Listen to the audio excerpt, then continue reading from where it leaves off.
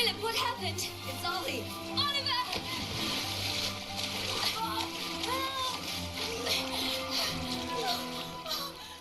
Oh, sweetie. Mom. You'll be okay. I know you will. Be good now. For me.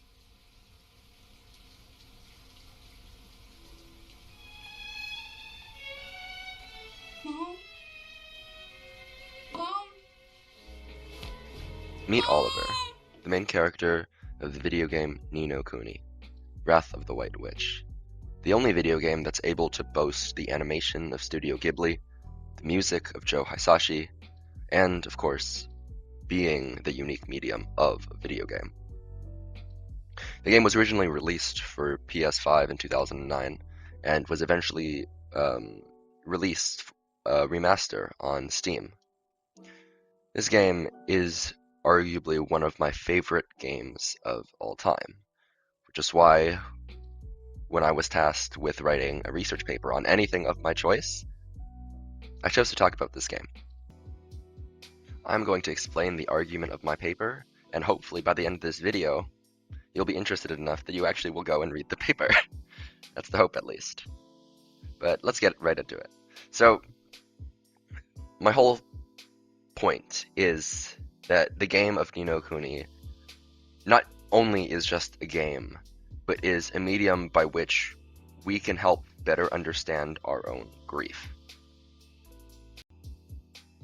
Grief, as one Sigmund Freud likes to say, can be broken into two categories: healthy mourning and melancholia.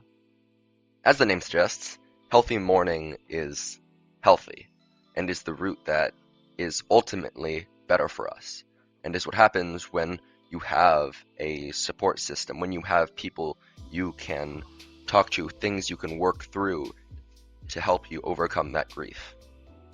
On the other side is melancholia, which is what happens when that grief just stays in you. You don't show anything, and over time it just eats at you until it becomes too much to bear. One of the great things about Ni No Kuni is it's a video game, so it is able to give both the player and Oliver things that we wouldn't have in real life. One of the biggest things is a map. Almost all video games have a sort of map, a place to tell you how to view the world around you, where to go, where your next objective is. And what's great about that, and what's great about Ni No Kuni, is that specifically the map acts as Oliver's journey through grief. The game takes this invisible, formless emotion and physically realizes it within the map. Of course, the map alone is not enough, and that's when the game decides to introduce your companion, Drippy. Drippy was a stuffed animal that Oliver used to have, gifted to him by his mother, who magically transforms into a lantern-carrying fairy upon Oliver shedding his tears onto him. From that point on, Drippy joins you in Oliver's journey, becoming a sort of trickster guide for Oliver, giving him hints when he needs help, using humor to keep spirits high when things get a little bit sad, and overall acting as Oliver's foundation, keeping him grounded throughout the entirety of the journey. Funnily enough, Drippy fits exactly the format that Carl Jung describes as being the trickster guide of our mind. Of course, in the game, Drippy is a physical being and isn't just in Oliver's mind. But that's what's great about the game world. Ni No Kuni quite literally takes this construct from the mind and, again, realizes it, just like they did with the grief. The trickster guide in Drippy isn't the only thing to be realized from the mind to reality. Again, following Carl Jung's formats of sorts, we also have a shadow, the dark part of oneself. In this case, it's realized with Shadar, seemingly the primary antagonist of the game. He represents what Oliver could have transformed into if he didn't undergo this healthy mourning process of grief. He represents what Oliver could have been if instead of this healthy mourning it had been the melancholia. If instead of going to the light, instead of following his mother, he had turned to the dark. And ultimately, when they face Oliver and Shadar at the end, a realization hits. I won't share that realization with you now because it's extremely related to the story of the game, and if I tell you that, you'll know the spoilers, and you won't want to play the game, and I heavily recommend you play the game. So that we'll leave that as a little sort of Easter egg. But Shadar represents the other side of the coin, the yin to Oliver's yang. And when Oliver finally overcomes Shadar, it represents Oliver accepting that the shadow is a part of him. Because Oliver doesn't kill Shadar. Oliver doesn't deal the final blow. Oliver shows compassion, and in doing so, takes in Shadar. Not literally, but mentally accepts the shadow.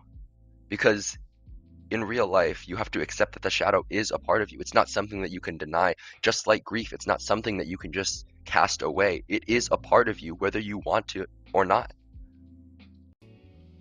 Although the game is very much fantasy, there is still some semblance of our reality. For one, the conclusion of the game doesn't come with the revival of Oliver's mother.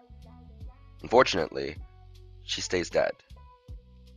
But by the end of the game, Oliver has accepted that. He has realized that what has happened, and there's nothing that he can do to change that fact. It tells us that the conclusion of the game, that the end goal isn't this impossible magical feat, but is instead the acceptance of that grief, the incorporation of that grief into Oliver, into ourselves, into taking this lived experience and not casting it away, not pretending it doesn't exist, but taking it in and incorporating it into your lived experience.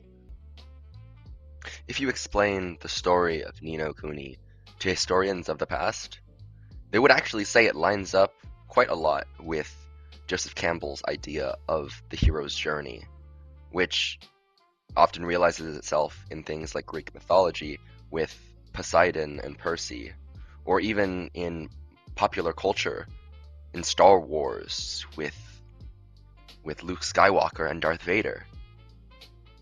But funnily enough, I would argue that this game, Ni No Kuni, is actually a complete subversion of the hero's journey. For one, the hero's journey is often based on a father leaving some birthright for his son, and the son must face adversity until finally at the end he meets his father and accepts his love. But throughout that entire time, the father does not help the son. The father doesn't even know he exists. On the other hand, in Ni No Kuni, Oliver's father is the one who literally doesn't exist. He is never mentioned throughout any point in the entire game. His birthright, his magic, his pure-heartedness, the ability that Oliver has to make Drippy go from this stuffed animal into a living fairy, is not bestowed to him by some non-existent father. It is a birthright gifted to him from his mother. It is a product of being his mother's son. And because of that, he has help along the way. His mother's presence in him is the reason why he has his guide. It's the reason he has Drippy. It's the reason he's able to go on to this journey in the first place.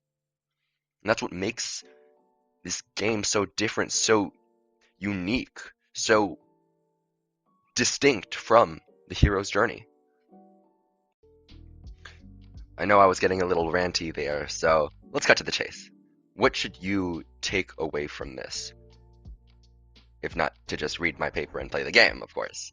The biggest thing to take away is that Grief exists.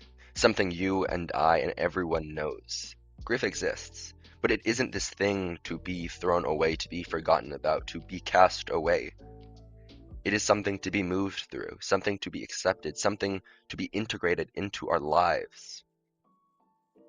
And just like Oliver, we can take this grief and use it to help us in our journey of everyday life. And just like Oliver completed his journey, we have to complete ours. And because we were the ones holding the controller, casting the spells, reading the dialogue, restoring the broken hearts in Oliver's journey, the map that was guiding him was never only Oliver's. It was ours too, giving us the skills we need to help overcome our journey. Thank you for watching. Now, go read my paper, play the game, or do whatever you want. Have a great day.